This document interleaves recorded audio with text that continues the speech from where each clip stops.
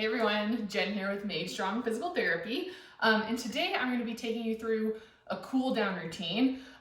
This is a really great routine. It kind of combines stretching, a little bit of yoga, but it's really great to do after a run to make sure that you're cooling your muscles down, you're giving them that time, and not just you run, you stop, and then your muscles stiffen up. So it's just a really nice, gentle way to kind of get all your muscles to cool down, relax, stay flexible so you don't get super tight or stiff or cramp up after a run. So all you'll need, just need a mat.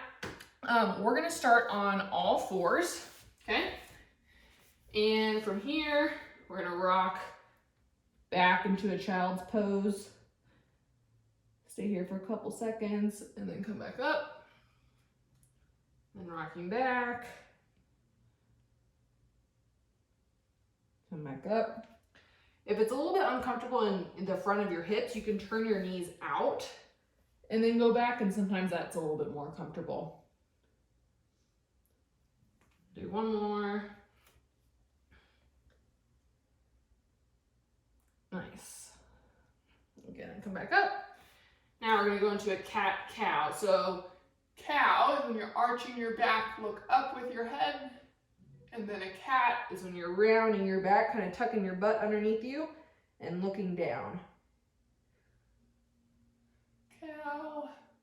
So this just helps kind of loosen up your spine, give your spine some mobility.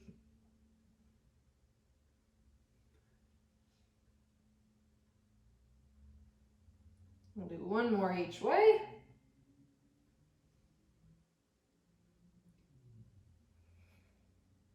Nice.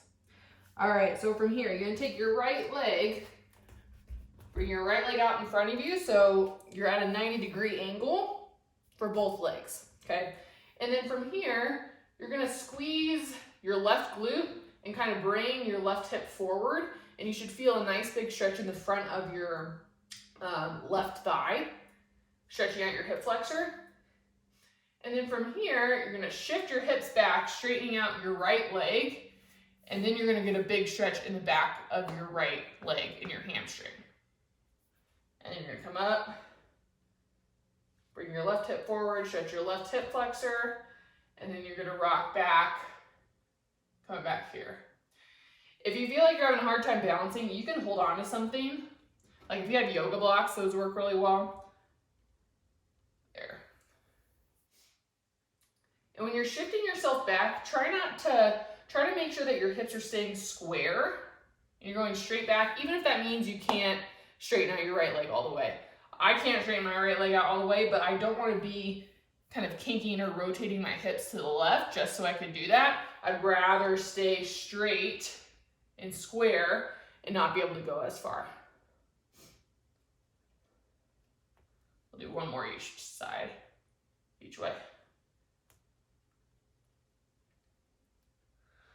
All right, then from here, we're gonna go up onto the toes of your left foot, so you're kind of in a lunge, and then your left hand's gonna stay down, right arm up to where you're twisting.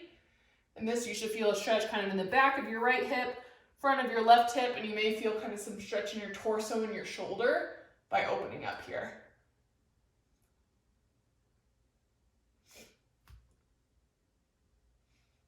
Hold here another few seconds.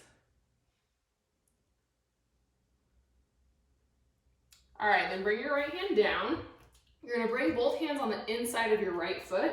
You can let your left knee come down and kind of bending forward. If you're able to go down onto your forearms, go for it. If not, then just stay here. You should feel a really big stretch on the inside of your right hip. If you want a little bit more of a stretch, what you can do, push your right hip out, or right knee out to the side. You can look up, and that'll open up your hip even more. This one's called a lizard. If you've done yoga before, maybe familiar with this one. Hold here another few breaths.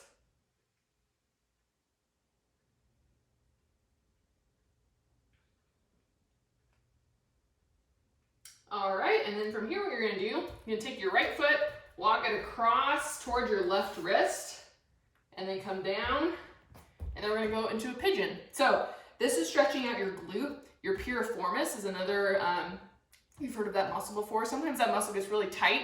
especially with runners. So it's really important to keep that loose and stretched. And again, same thing. If you want to go down onto your forearms, you can. You want to try to stay as square as you can. Try not to find yourself like rotating and collapsing into your hip. So if you're not able to get your hip down all the way, what you can do, put something underneath your hip, either a block or a towel, something to kind of help keep you square.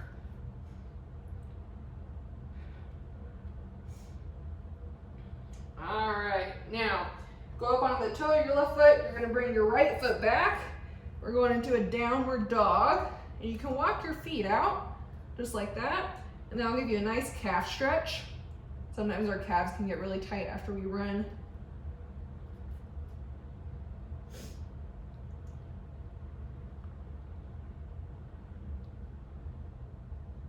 Nice.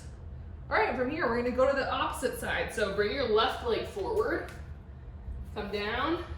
Now we're in that 90-90 hip position. And we're gonna go between that hip flexor stretch, bringing our right hip forward, and then shifting our hips back, stretching our left hamstring. And then come up. And you can hold on to something if you need to. And when you're going into that hamstring stretch, make sure that you're hinging at your hips and keeping your back straight first. So what we don't want is if you're here, don't just round your back.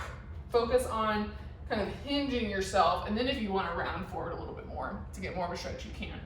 But focus on that hip mobility first versus just trying to go and touch your toe or have your leg straight.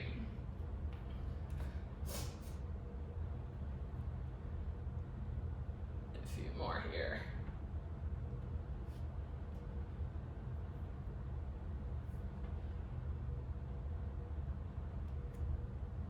Nice. Okay.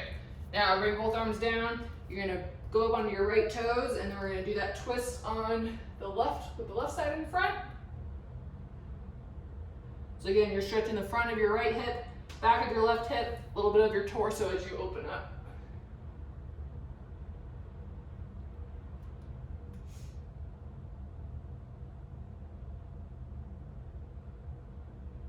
All right, then you can bring both hands inside of your left foot.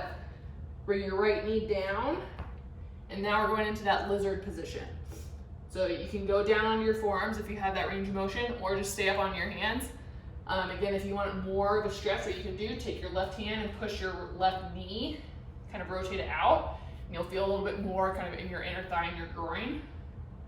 Also use your elbow to do that.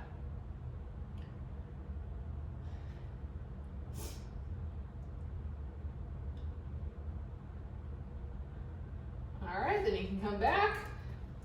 Now we're gonna walk your left foot across towards your right hand. Bring your knee down. You can walk your right leg back a little bit. Now we're into that pigeon position. Again, trying to stay square. You can put something underneath your left hip if you want that support. Otherwise, you can come down onto your forearms. Bring your head down. You should feel a nice big stretch on the outside of your left hip.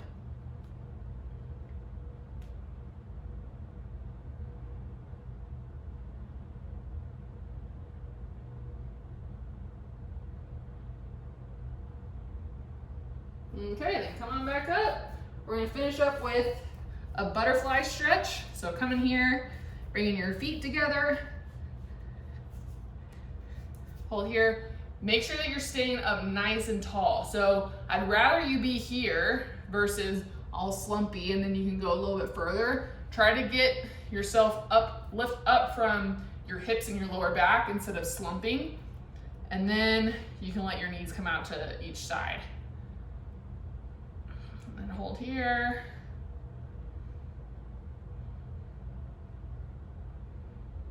Just focus on your breathing. You feel pretty loose by now. If you've gone for a run, finish up with this cool down. Everything feels nice and, tired that you worked it, but it's not so stiff and achy and tight. We've given ourselves this time to kind of cool down, again, keep our muscles flexible, and that will help prevent injury too. So that is it. Hope you enjoyed the cool down. Let me know what you think. Have fun.